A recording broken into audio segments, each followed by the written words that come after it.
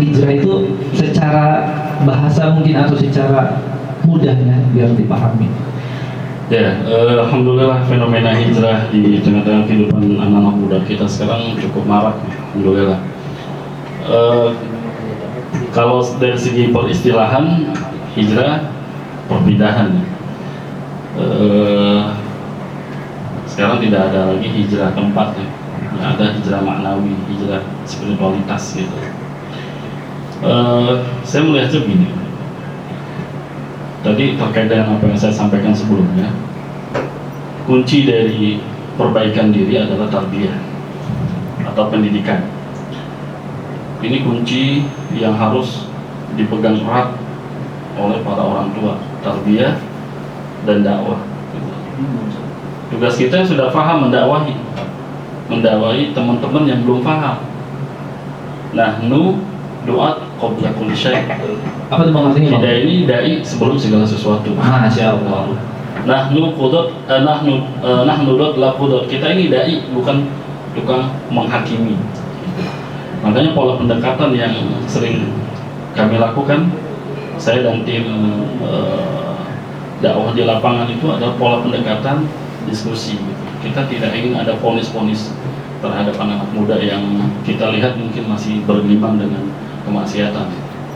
Jadi kunci pertama adalah dakwah, yang kedua adalah tarbiyah. Jadi ketika orang ini didakwahi dia sudah mau, maka kita tawarkan, ayo kita gabung dalam sebuah komunitas kebaikan, di mana di dalamnya itu ada pola tarbiyah, pola pendidikan yang didasari oleh nilai-nilai keislaman.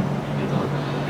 Tadi Bang Adam ngomong di sekolah atau Bang Khalid juga ngomong pendidikan kita ya memang udah settingan barat. Makanya udahlah, ini sudah terlanjur. Walaupun ini menarik ya bicara pendidikan barat, karena saya pernah dengar teori pendidikan itu yang buat orang barat. Orang yang buat nih, pertama dia setelah ditelisik kehidupan pribadinya, dia menghamili pembantunya sampai punya anak, dan anak itu jadi aku.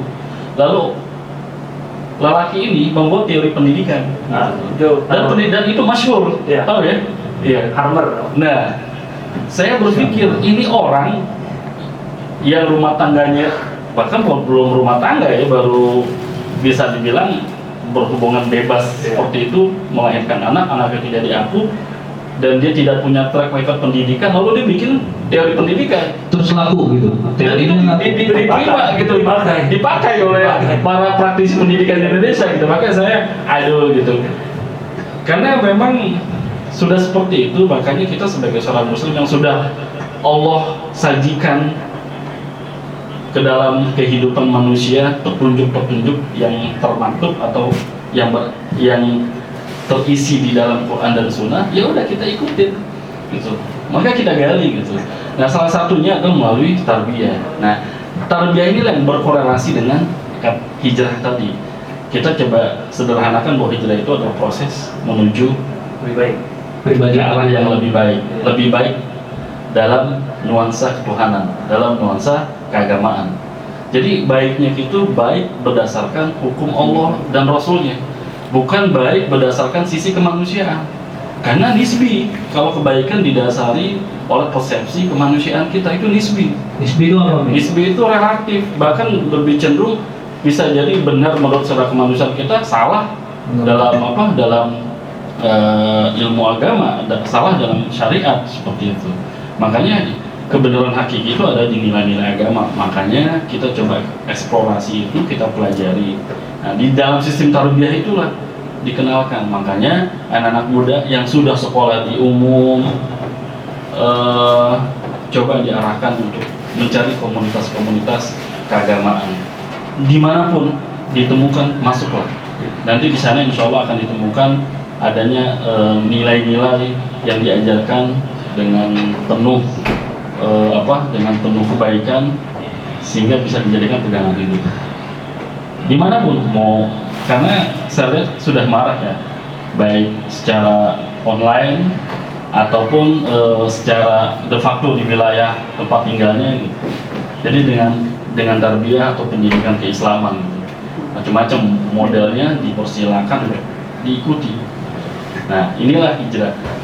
Dan kebetulan saya sudah sejak dari SMA, alhamdulillah Allah arahkan, Allah takdirkan saya berada di dalam jalan ini sampai sekarang. Sudah banyak hal-hal yang dilihat dan sudah dirasakan.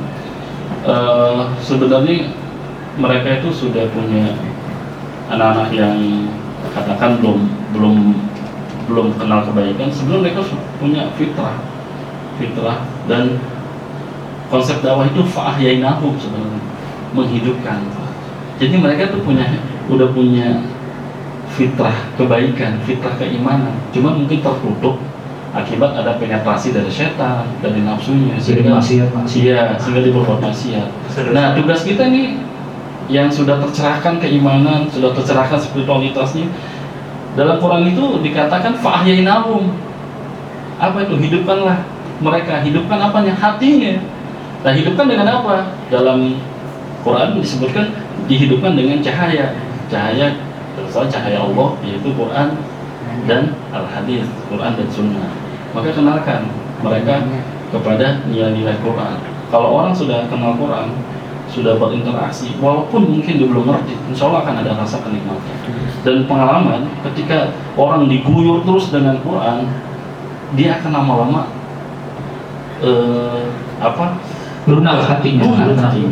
Gitu. Insya Allah. Gitu. Biarkan sabar, kan ini bicara dakwah itu bicara kesabaran. Kita nggak bisa istijal, nggak bisa cepat, nggak bisa tergesa-gesa. Ada prosesnya. Ada prosesnya. Rasul pun begitu menterbiah para sahabat, juga nggak langsung diajak mengharamkan homer aja. Ada 3 proses. Pertama dibilang manfaatnya lebih sedikit, yang kedua lagi sholat jangan deketin sholat lagi mabuk, yang ketiga baru pengharaman. Kayak gitu. Nggak langsung tiba-tiba. Yes. Makanya sekarang yang tadi disampaikan Bang Ada tentang hijrah, ya sekarang kita maknai secara sederhana hijrah itu adalah proses menuju kebaikan. Caranya bagaimana? Ya tadi, caranya harus dibimbing oleh salah seorang pembimbing atau beberapa pembimbing, dan dia punya komunitas yang jelas. Jangan hijrahnya sendiri, karena susah kalau dia sendiri. Nggak akan ada yang bisa mengarahkan, tidak ada yang bisa mengkoreksi kalau dia salah gitu, seperti itu. Ya mungkin bisa ditambahin lagi. Mungkin Bang Holid ada poin-poin yang ditambahkan tentang hijrah sebagai anak milenial. Hijrah ini kata yang lagi famous banget ya, 2 tahun terakhir. Iya, betul. 2 tahun terakhir hijrah itu ada banyak pengertian juga. Dia bilang hijrah itu jadi orang alim, yang bilang iya benar, ada yang bahkan hijrah itu ditempelin sama pekerjaan, artis hijrah. Waduh, artis hijrah. Iya, kalau fenomena hijrah di zaman sekarang itu berkembang karena memang ada disruption-nya besar gitu loh. Penyerapan.